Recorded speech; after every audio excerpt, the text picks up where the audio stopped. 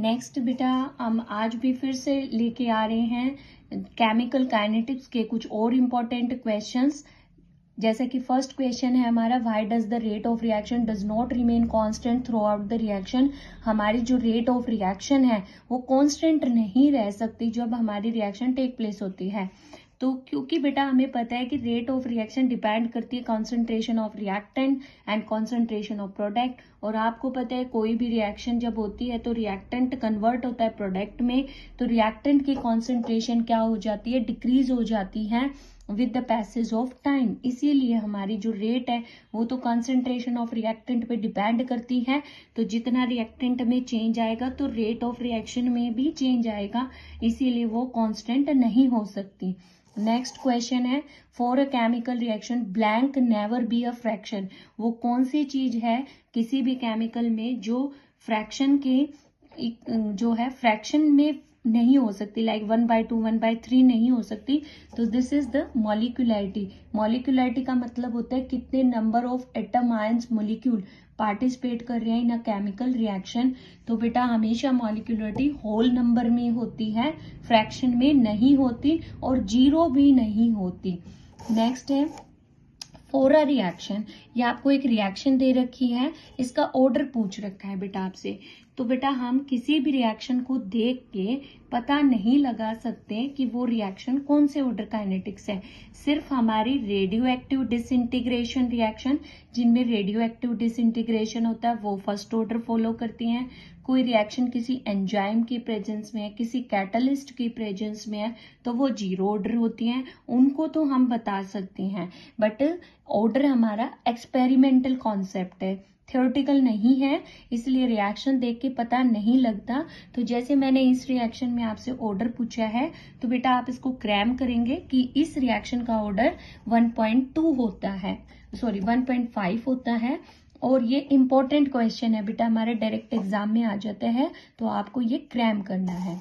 Next है for a reaction rate constant have same unit as the rate of reaction. हमारी जो rate of reaction की unit होगी वही हमारे रेट कांस्टेंट की यूनिट होगी। ऐसी कौन सी ऑर्डर की रिएक्शन होती है जिसके रेट कांस्टेंट और रेट ऑफ रिएक्शन की यूनिट सेम होती है? तो वो होती है हमारी zero order reaction. Zero order को का रेट कांस्टेंट के से डिनोट होता है, तो उसकी यूनिट क्या होती है, मोल पर लीटर पर सेकंड। और हमारी रेट ऑफ रिएक्शन की भी यूनिट क्या होती है, मोल पर लीटर पर सेकंड। नेक्स्ट क्वेश्चन है, why does the rate of reaction increase by increasing the temperature. आपको पता है बेटा कि जो हमारी अर्नियस इक्वेशन है वो हमें एक एक्सप्रेशन दे रही थी, और उस एक्सप्रेशन में हम फ्रैक्शन ऑफ मॉलिक्यूल की बात करते हैं एक्सपोनेंशियल फॉर्म में।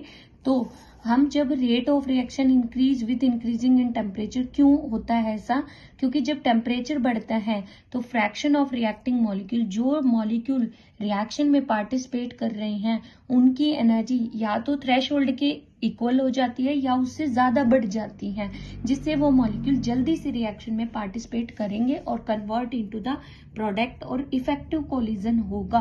तो इसीलिए टेम्परेचर इंक्रीज करने से रेट ऑफ रिएक्शन इंक्रीज होती है। नेक्स्ट क्वेश्चन है बेटा, एक फर्स्ट ऑर्डर रिएक्शन है जो 50% कंप्लीट हो रही है, यानी कि टी हाफ कंप्लीट हो रहा है 12 मिनट में, तो 99.9% कितने में होगा? तो T 99.9 is equal to 10 times of T50। तो हमें T50 की वैल्यू दे रखी है 12, तो हमारा जो है 50% जो है 12 में हो रही है, तो T 99.9 कितने में होगी? 120 मिनट्स में। अगर बेटा क्वेश्चन में T 100% पूछता है तो भी आप यही रिलेशनशिप हम याद करते हैं, T 100% is equal to 10 into T50। और ये एक्सप्रेशन किसके लिए है बेटा?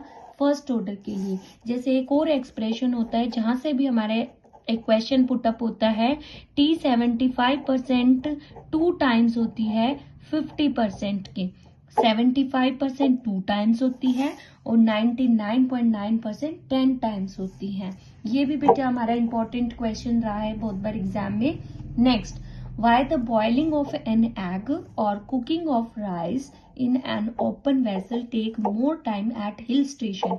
अगर हम एग को बॉयल अप करते हैं या हम राइस को कुक करते हैं ओपन वेसल में हिल स्टेशन में, तो वो ज़्यादा टाइम क्यों लेती हैं। तो आपको पता है बेटा, ये हमारी जो बात है, ये हमारी हेनरीज लॉ कहता है कि जैसे जैसे हिल स्टेशन पे जाते हैं तो वहाँ पे एटमॉस्फेरिक प्रेशर कम होता है, तो वाटर जो है बॉयल होगा एट लो टेम्परेचर, तो इससे क्या होगा, जो रेट ऑफ रिएक्शन है वो डिक्रीज हो जाएगी, लो टेम्परेचर होगा तो, क्योंकि अब ऊपर ही हम पढ़े हैं कि रेट ऑफ रिएक्शन इंक्रीज होता है बाय इंक्रीजिंग द टेम्परेचर, और यहाँ पे बोल रहे हैं लो टेम्परेचर, तो रेट ऑफ रिएक्शन डिक्रीज होगी, और रेट ऑफ रिएक्शन डिक्रीज होगी तो it will take the more time for the cooking of the rice and boiling of an egg. तो ये थे बेटा हमारे काइनेटिक्स के कुछ क्वेश्चन जो हमने पिछली वीडियो में और इस वीडियो में हमने डिस्कस किए हैं। अगर आपको ये वीडियो अच्छी लगी है तो आप वीडियो को लाइक करें, शेयर करें, चैनल को सब्सक्राइब करें। Thank you.